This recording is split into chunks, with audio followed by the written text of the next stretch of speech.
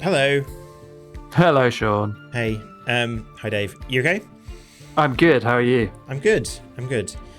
So we thought this is Making a Home, our game that we're making, and it's currently in early access on Steam and itch.io.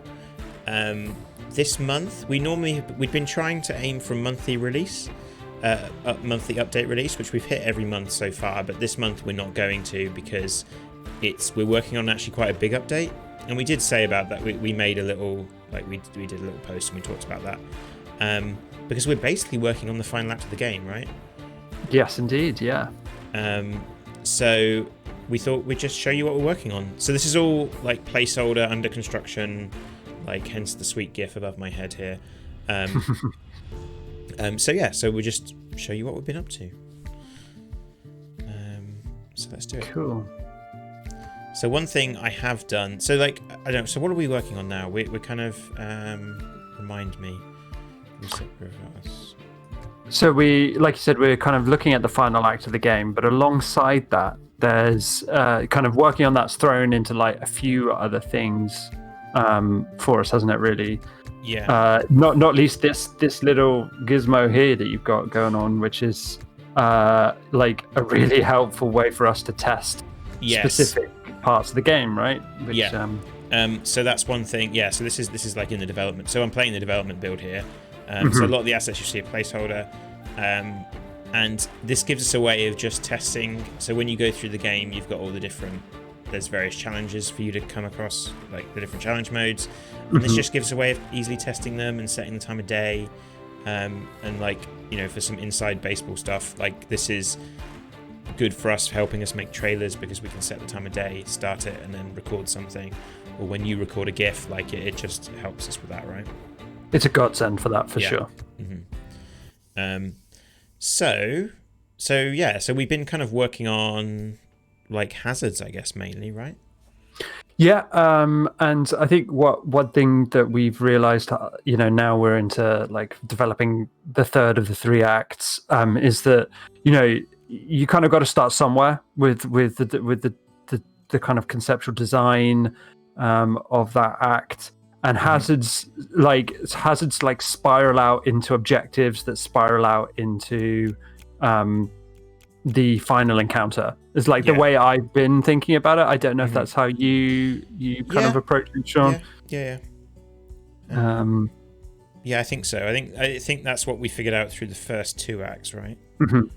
Yeah, and you could take it a different way. Of course, you could design the final boss encounter and then kind of work backwards almost, as it were. But I think there's that kind of adage in game development that you want to kind of teach the player gradually what they need to do to clear a level over different parts of the level, so you're kind of building up that player knowledge, and that's certainly how we kind of approach it. You get one hazard in one leg, one hazard in the next, and then in the final encounter you're probably going to have to deal with both of those hazards in a slightly different context.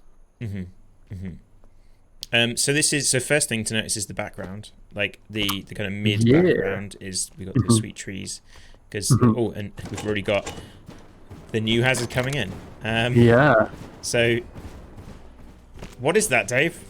What is that? That's a good question, because not everybody might be fully au fait with what that is supposed to be. That's supposed to be a drone, so that's our very first early kind of artistic rendering of what a drone might be. So you might recognize the shape, but with a kind of a classic making it home kind of twist, that we like the idea that they flew not on drone power but on balloon power. So that's because balloons are a big part of the game in various different guises. So what are you doing to them though, Sean? I am jumping on them and and killing them. So what they've got on them we're not 100% sure this is how it's going to end up being, but they've got little switches on them, and I can just jump and hit that switch and then kill it. But we've been kind of thinking about this idea of what's quite cool is what feels quite good is you can actually now really get off your vehicle and jump on these drones. Yes. So we've been thinking about how we could maybe make some kind of challenge among that's related to that. For sure. And the screen's quite messy at the moment, Sean. Why is that? Because that's a new addition as well. Yeah, so it's one thing these drones fire at you is these smoke grenades. So have you seen these? Like, have you seen your new asset in the game? I have. I did take a quick look at them the other day, and I don't know why, but like every now and again, like something continually surprises me, and you never know what it's going to be in game development. I like the way they look, but I was surprised at how big they were. Like even though I drew them, like they feel potentially like, and I thought, oh wow, that's a bit weird that they're that big. But then I thought, actually, we got cherries the size of that, like, so why wouldn't we? But that was something that I initially thought, like, will we need to look at that sizing and maybe like half that or something? I don't know. Because the player still needs to be able to move them around, don't they? So yeah, I'm going to set the vehicle going a bit slower now, because then we can see them a bit more, because I think we finished that leg quite quickly. Yeah, you did. You really booked it. Yeah, something I think to think about when we've got these. I think the hazards we'll see that the new, there's more hazards. There's like we'll show you, but they're a bit more involved. So I think we're gonna have to make the legs a bit longer. So there you see it throws out a smoke grenade, and it's not just smoke grenades. They have different. There's different ones too. Oh, so you see that one threw out a cherry bomb. Pop the cherry bomb. What's quite nice, the cherry bombs actually destroy the drones. Okay, nice. So you can actually try and like use that against them, I guess, somehow. And there is like a smoke grenade in all its glory with nice little I like the particle lighting effects. I don't know if you can see them on your. I definitely can. I really like that. Yeah. But yeah. So sure. Go on. I was just going to say, one of the things that I've been trying to work out as I've been playing these test legs is what behavior the drones do in terms of their dropping of hazards. Yeah. Because I haven't been able to see the pattern, so I'm wondering if there is one, or if that's yet to be implemented, or if there is one and I just can't see it.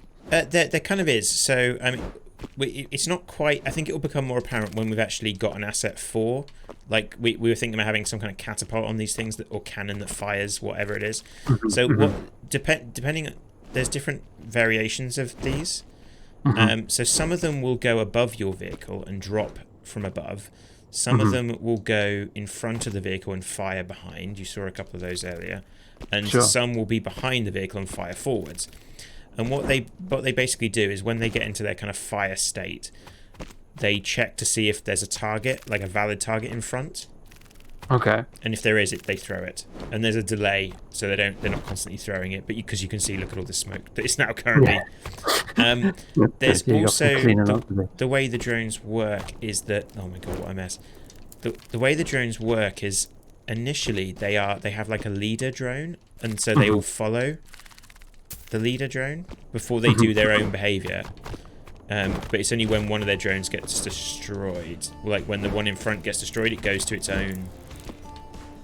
Oh, okay. So another one doesn't become the leader. Yes, another one essentially becomes the leader because they're in a train. Okay, cool. But we were thinking about how we could mess, instead of like getting you to destroy the drones, have some kind of collectible on like the end drone in the train. So you have to actually do some platforming to get to the drone. Okay. Like to get to the reverse drone. I wonder then, one thing we might want to do, especially when we've got like you say, when we've got the asset for the kind of drone gun, as it were, in place, is have an opportunity to like telegraph that it's going to fire just a little bit before it does. I think that might be quite nice. So what I'll do now is we can take a look at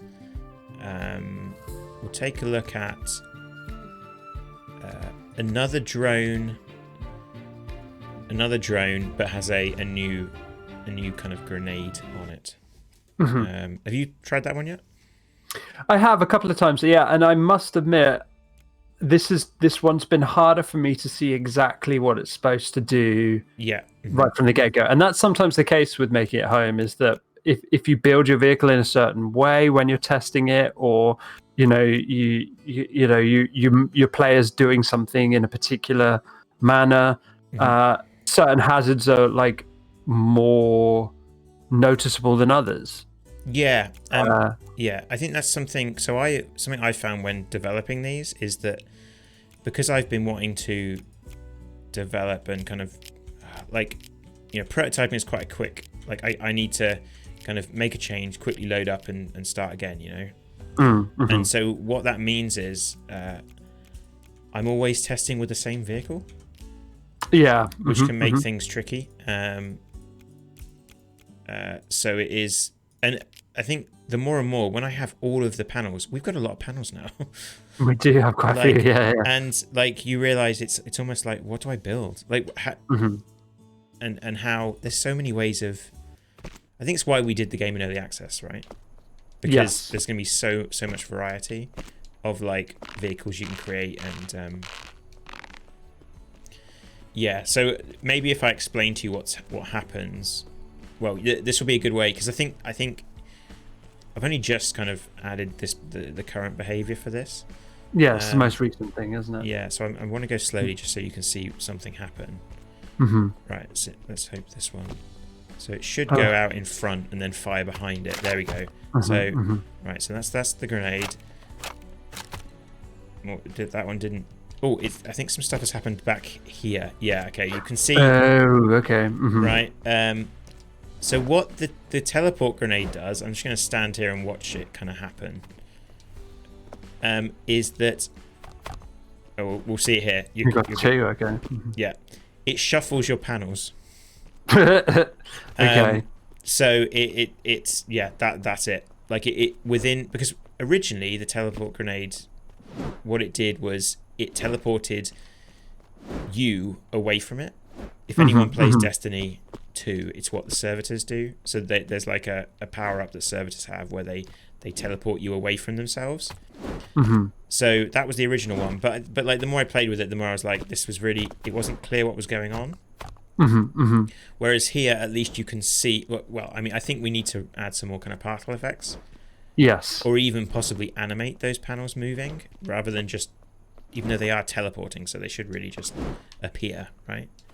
Yeah, like I guess like that. I mean, like you said, there are lots of different ways of doing it. Whether it's particle effects, whether it's we actually somehow manage it so that the panel kind of like pops to the front layer, then moves slowly. They slowly swap, kind of. Well, not slowly, but like at a speed where the eye can track.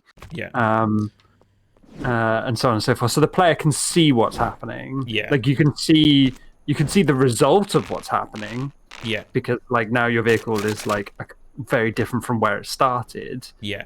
And like, look, because now my so this is I suppose the one question is this too much? Is this like too much messing with the play? Like, I'm not suggesting we would have like, this is a test level where all these things have got teleport drones. I'm not like, I think it would be you'd maybe get one or two of them. I don't think it would be. Yes. Yeah. And maybe they would look a very specific color. So it's the kind of thing that you want a player to think, oh my God, it's one of those, I need to get rid of that. Yes, exactly. Yeah. Rather than be like, this is something that's always going to happen to my vehicle. Yeah. And obviously that's a placeholder asset for the grenade there. That is just like, so I can see it. But what do you think of the general mechanic? We haven't really talked about. I think it's really, really important, actually. The more I think about it, I understand it's going to be a challenge to balance. And it's also going to be slightly challenging to find the best way to represent it for our players. But there's so many builds, like you've done with fans and propellers there. That's like a really, really good example.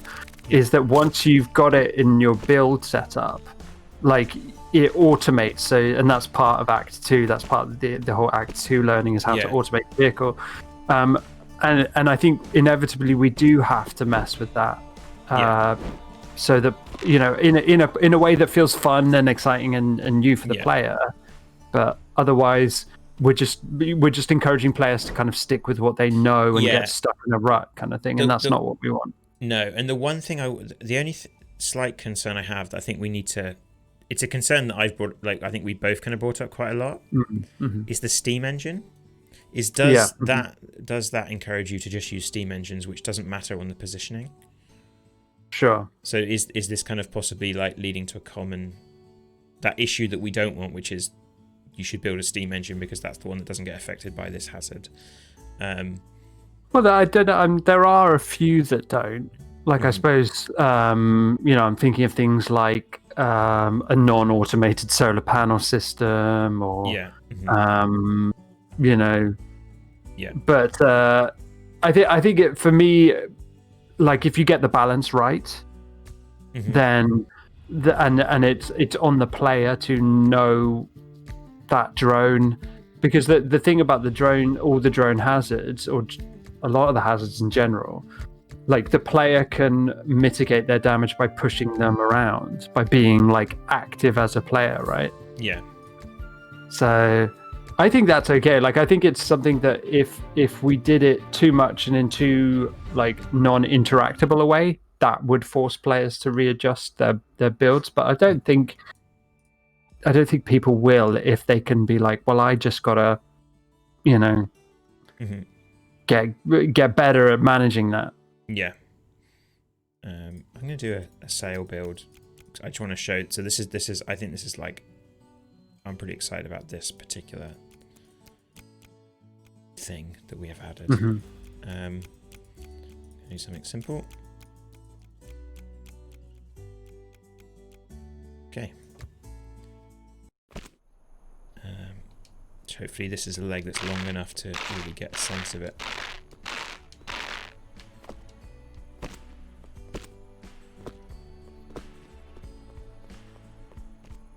Yeah, so what we kind of like, I think our next step is I want to try and get these more into the game, like into actually the act, so I can see them.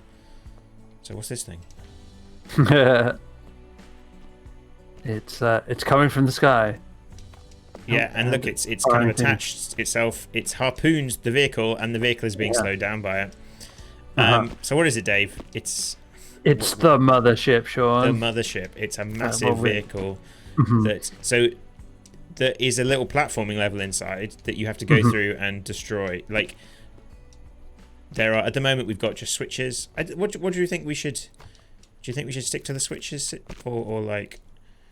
I think I think there's opportunities in that. Like, I think maybe with the mothership, it will make slightly more sense to have collectibles rather than switches. Yeah. And if the drones have switches, then the mothership can have collectibles. It might be that it's both. It might be that you have to collect all the things first, and then the switches spawn or something like that. Like, I think there's opportunities there to play around with things.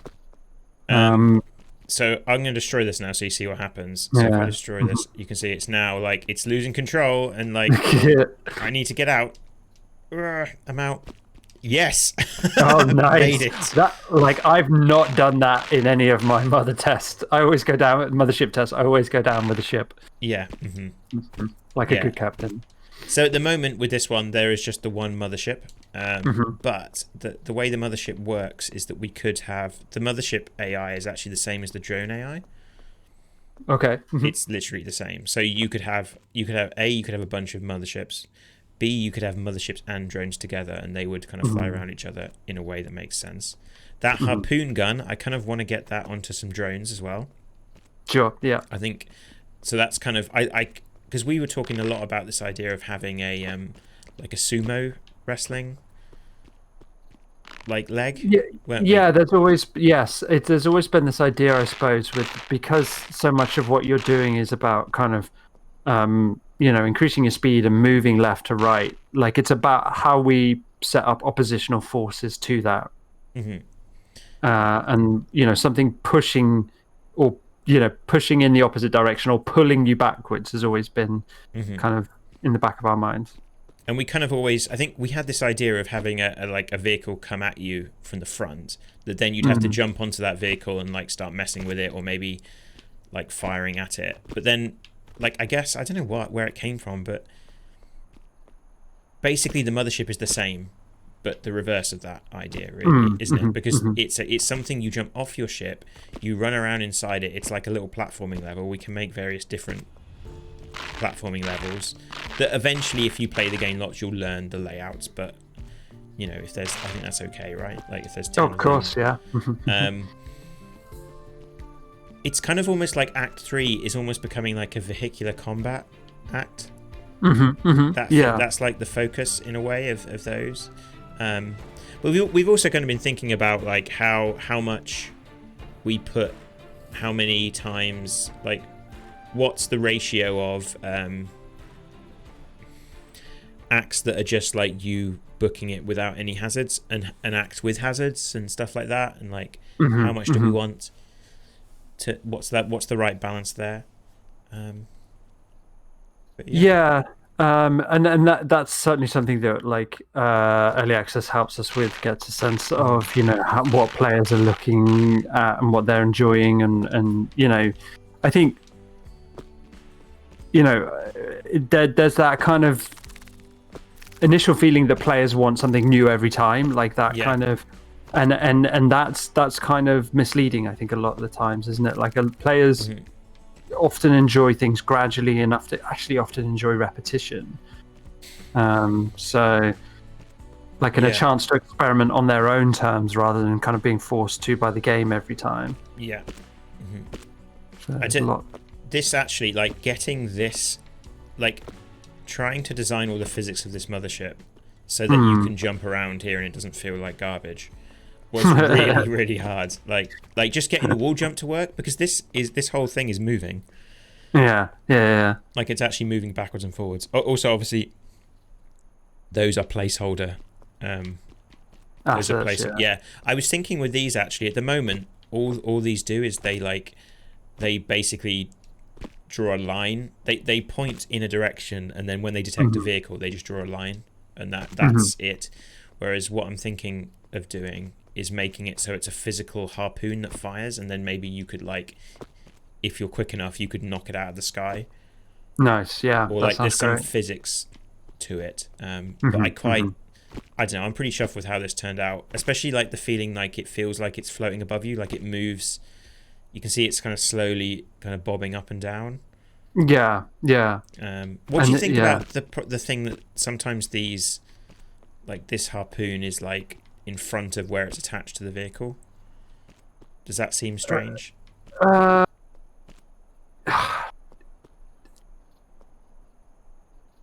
mean, yeah, I kinda, Yeah. but at the same time, like, I don't know, like, obviously the way to fix that is to always have the mothership behind the vehicle. Like the AI is always like trying to go, and that does make some sense, I suppose. It's always trying to pull you back, and that fixes that problem immediately. But I don't know if that makes the gameplay so much less dynamic, that you're giving up too much. I was wondering if I was thinking about doing something where like I could calculate the angle this is connected to, and like they only give you a negative if that angle makes sense to give you a negative. So these ones wouldn't be doing much. Yeah, I think I'd like that less, because like it takes away the core intention of the actual you know what it's in the game for. Yeah.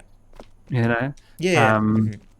So I think I would maybe like find some, I mean, that either we leave it and just players can deal with that. I mean, like I think at some point, like we're a ladybug eating carrots, so like if you tell the physics aren't quite right, that's fine. Yeah. I think it was more that it looked weird than the physics wasn't right. I'm just gonna show you what happens if you don't make it out. Like oh, I know what happens. Oh no, I popped out. Like and that's like there's something else that like something I realized when implementing the drones and the mothership is how working in 2D can sometimes be harder. Yeah. Because like it's really, I suppose maybe a polish layer would be to be like, right, if you're in the mothership, that you don't collide with the vehicle platforms. But like I don't know if like it's worth trying, like that might be something to do at the end as like a polish step. Sure. But yeah, is anything else we want to chat about, or is that's kind of where we're at, and we're just going to be working on it for the next couple of months, right? Indeed. Yeah. One thing we've talked about that's still very much in the idea stage. We're not sure it's going to be in the game, so don't quote us on this. Is whether or not we have some kind of enemies to deal with. Oh yeah, in the as part of the mothership kind of aspect of things. I think yes, I think actually that's needed, because that could be where variety comes from. Even if those enemies are just like spike hazards or something, or like something that makes you bounce away from you. Yes, because our ladybug doesn't have life, doesn't have the gaming life of hearts or coins or stars or whatever. That it does kind of like, what is an enemy going to do? Well, it's gonna do the thing that like most of our hazards do, and that's either gonna like mess with the vehicle, so it's like your vehicle health, or it's gonna move the player in a way that they don't want to be moved. So like it's finding ways to do that. Yeah, it's almost like we keep going back to Sonic, but I think it is going to be it's going to feel like Sonic enemies, right? That just kind of knock you away and break your flow. Yes, but even that, like, well, Sonic, don't quote me. Well, Sonic enemies, I feel like there are some problems with the way enemies work in Sonic, because I think they tend to make you feel, I don't know. For me, when I play Sonic, they always feel cheap. I always feel like I'm on a really good run, and then suddenly, bang, I've hit something, and now it just stops your momentum, and like, I don't know. But then they need that, I guess, anyway. Sure. Yeah, and then there's like the Act 3 stuff, right, with how the map will work, but we probably don't want to talk too much about that yet. Well, I mean, we're not hiding things or anything, but... No, but I think that makes for like the stuff that we've covered today is really the big development things that are going to really shape how the game works. The different map screen, I think people who have played the game or have even looked at the game a little bit will understand that the map screen is going to be a bit different, and that's cool. But it's it's not like breaking new ground. No, so I think this next update will be Act 2. There's probably not going to be many new panels.